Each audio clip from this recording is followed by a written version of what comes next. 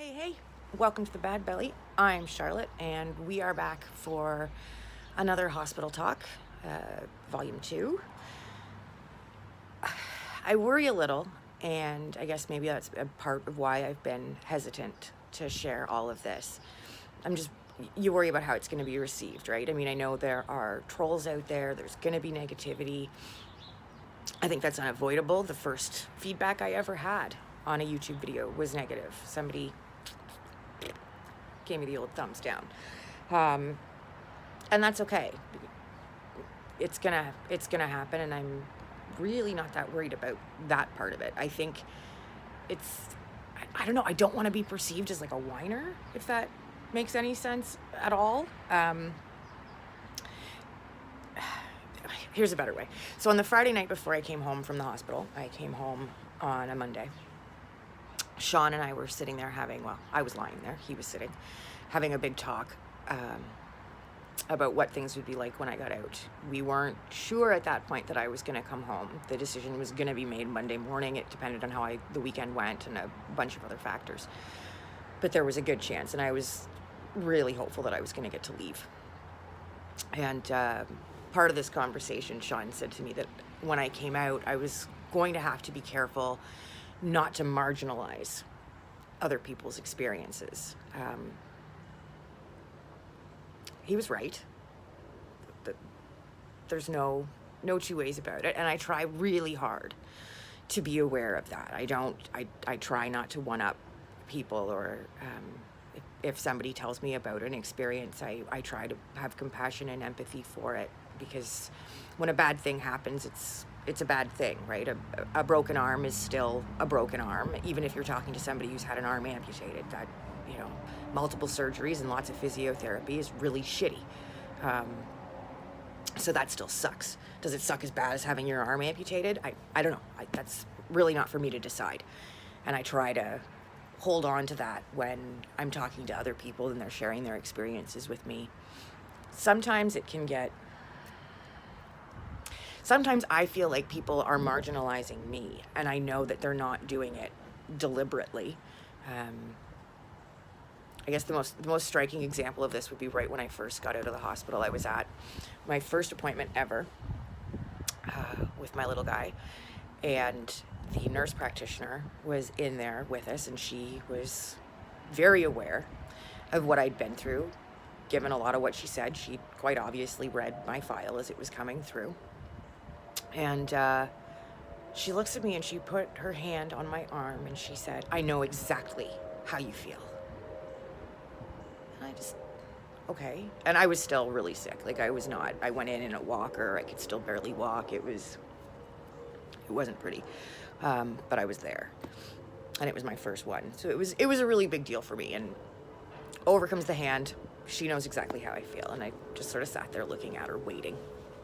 And she tells me that after her first or second kid was born, she spent 3 days in the ICU. And it was an absolute nightmare. So she was really sorry that happened. But she wanted me to know that she knew exactly how I felt. And I was baffled, a little pissed off. Like, I was kind of offended. However, that's not the point, right? Everybody's experience, if it's the worst thing that's happened to you, it's the worst thing that's happened to you. This just happens to be the worst thing that has happened to me. So I try very hard to keep my face very still, to not give people my what the fuck face while they're telling me something like 3 days is the same as 5 months when it comes to being separated from your kids. However, marginalizing, trying to avoid it. The danger, though, is that I'm starting to marginalize what happened to me. And I don't think that's something that I should really be doing right now.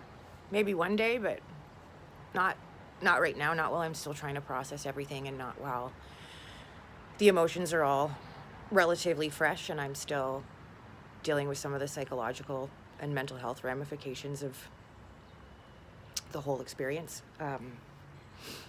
But I'll start telling myself that it's, it wasn't a big deal. It was only 5 months. It could have been so much worse. And then I Googled some stuff because I just wanted to know. And it turns out that 5 months actually is slightly longer than the Canadian national average of 7 days. Slightly longer, just poquito, just a little bit. So it was a big deal. It was a very big deal. Being separated from everyone, except for Sean. Being separated from everyone, and especially being separated from my boys for 5 months, was an incredibly big deal. It would have been a big deal for anybody, not just me. Having a 5-month-old who didn't know who I was a very big deal. Having my 15-month-old son forget who I was a very big deal. And then my oldest, when we celebrated his 3rd birthday the weekend before I went in. So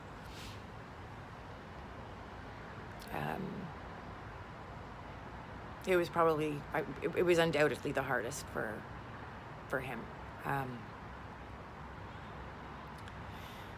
But for me,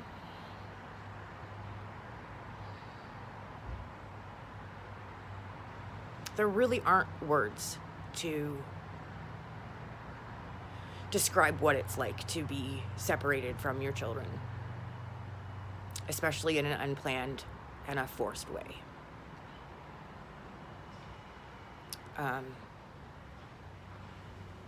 I was so sick for so long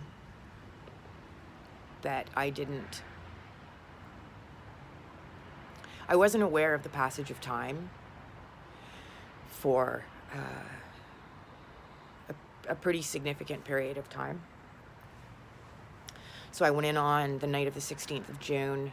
I don't remember Canada Day, which is the 1st of July. I was in and out at that point. I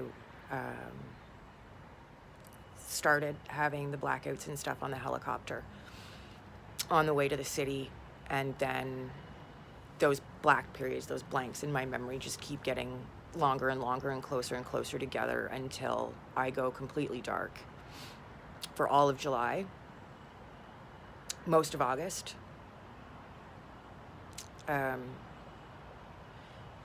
As we got closer to the Labor Day weekend, I'd say, the last week of August-ish, I became aware of the passage of time, and the days started having an order to them. It's not that I would necessarily know what day it was, but